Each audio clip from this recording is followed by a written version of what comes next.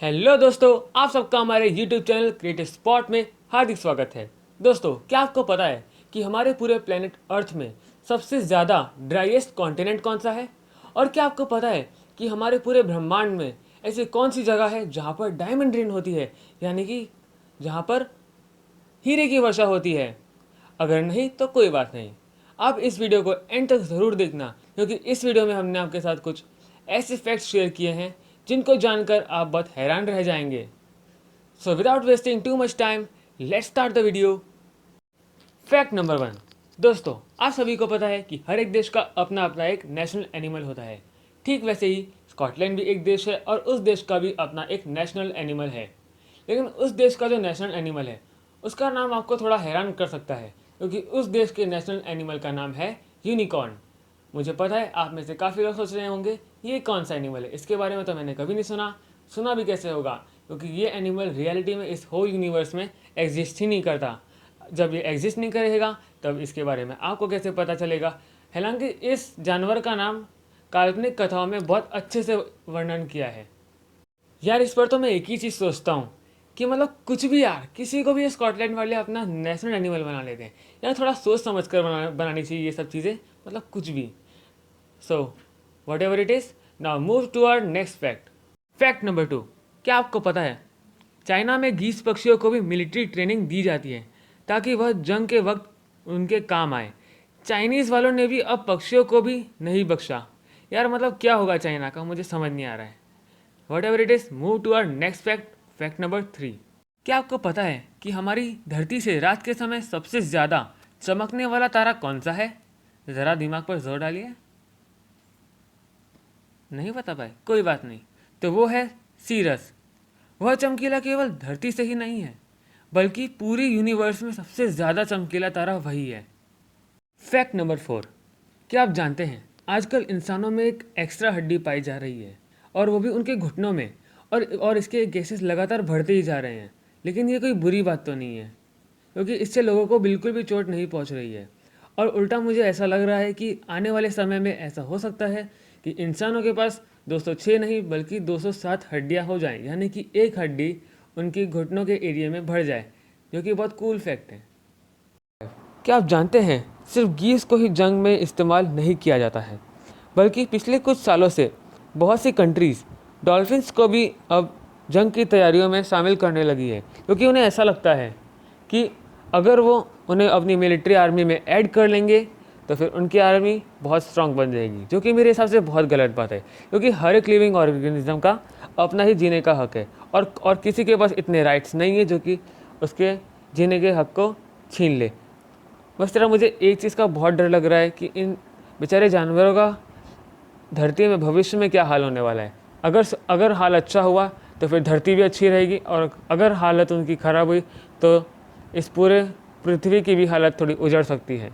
इसलिए मैं आप सबको एक मैसेज देना चाहूँगा कि be kind with all organisms. Fact number 6। क्या आपको पता है कि कुत्ते भी थोड़ी थोड़ी इंग्लिश समझ लेते हैं? जी हाँ, कुत्तों में भी इतना दिमाग होता है कि थोड़ी थोड़ी इंग्लिश, पूरी नहीं, ना ही आधी, ना ही कुछ, बहुत ही कम थोड़ी थोड़ी इंग्लिश कुत्ते भी समझ सकते हैं। मतलब कुत्तों में भी दिमाग होता है भाई, उनको कम ना समझा करो। चलिए बढ़ते नेक्स्ट फैक्ट की तरफ। Fact number 7। क्या आप जानते हैं कि आज से 2000 साल पहले एक ऐसा वक्त आया था जब पूरी दुनिया में जितनी भी चींटियाँ थी उन सबका वज़न करें तो पूरी धरती में जितने भी इंसान थे उन सबके वज़न के बराबर हो गए थे। मतलब चींटियों का वज़न और इंसानों का वज़न बराबर हो गया था, क्योंकि उस समय एक कोई नेचुरल कैलेमिटी आई थी जिसके कारण कि इंसानों की आबादी इतनी कम हो गई कि पूरे दुनिया में जितने भी चींटियाँ हैं, उस ज़माने में चींटियों भी ज़्यादा हुआ करती थी। बिल्डिंग थे नहीं, जंगल ज़्यादा थे, तो जंगल में चींटियाँ होती थी। तो सबके वज़न मिलाए, वेट मिलाए, तो फिर सारा का सारा वज़न ह्यूमंस के वेट के बराबर हो गया था, सारे के सारे ह्यूमंस के वेट के बराबर।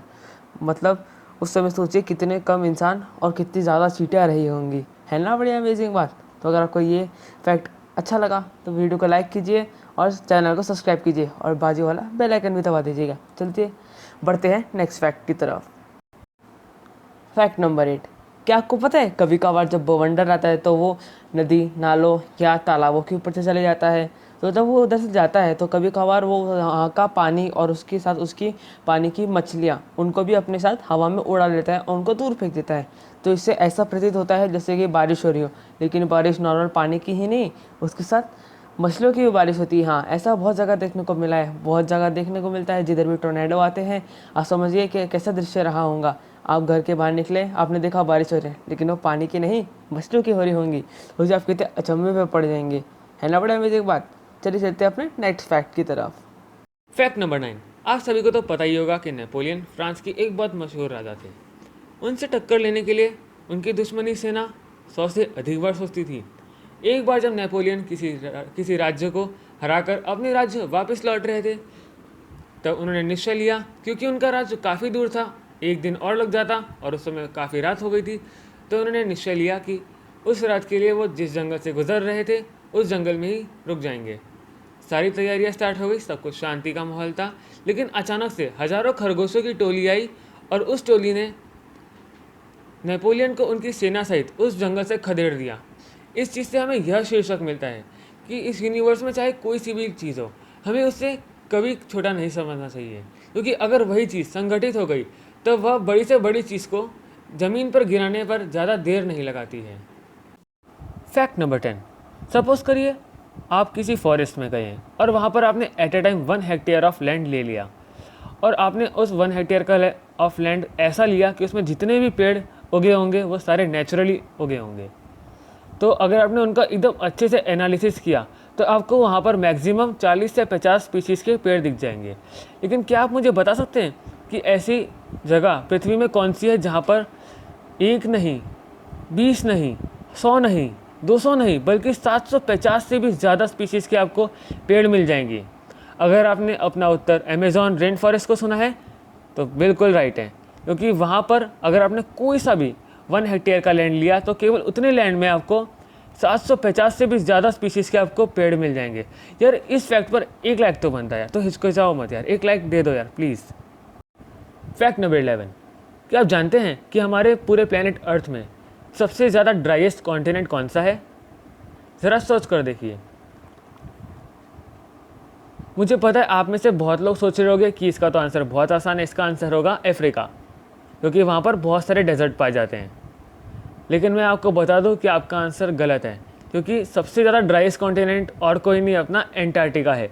ऐसा इसलिए क्योंकि वहाँ पर पानी की कमी बिल्कुल नहीं है, लेकिन जितना भी पानी है वहाँ पर सारा का सारा बर्फीले फॉर्म में, सिर्फ थोड़ा बहुत पानी है जो कि नॉर्मल लिक्विड फॉर्म में।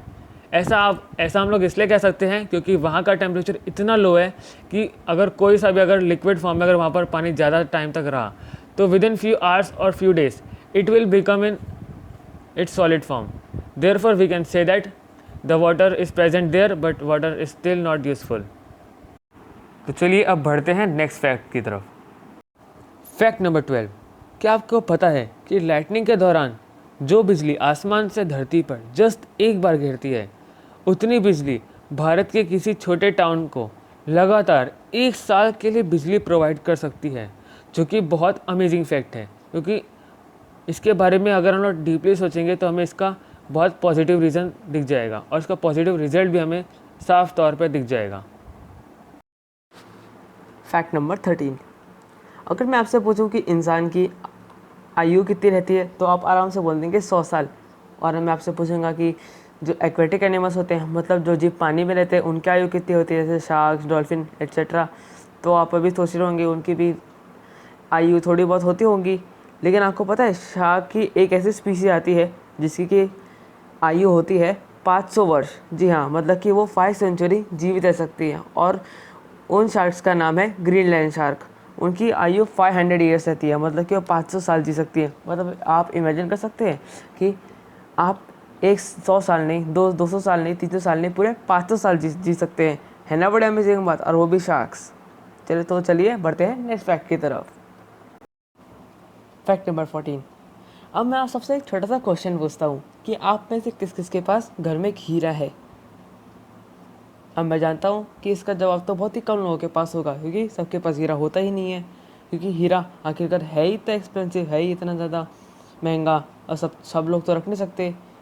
लेकिन आपको पता है कि हमारे सोलर सिस्टम में कुछ ऐसे भी प्लैनेट है जहाँ पे कि उनकी बारिश होती है, मतलब वहाँ पे वो कंकड़ पत्थर के समान है। अब आप सोच रहे हो कि ऐसे कौन से प्लैनेट है, तो सोचिए तो वो प्लैनेट हैं 2, जो कि हैं नेपट्यून एंड यूरेनस। वहाँ पे हीरो की कीमत कंकड़ पत्थर से ज़्यादा नहीं, क्योंकि वहाँ पे बारिश की जगह हीरो की बारिश होती है। तो आप सोच सकते हैं कि वहाँ का नज़ारा कैसा होता होगा।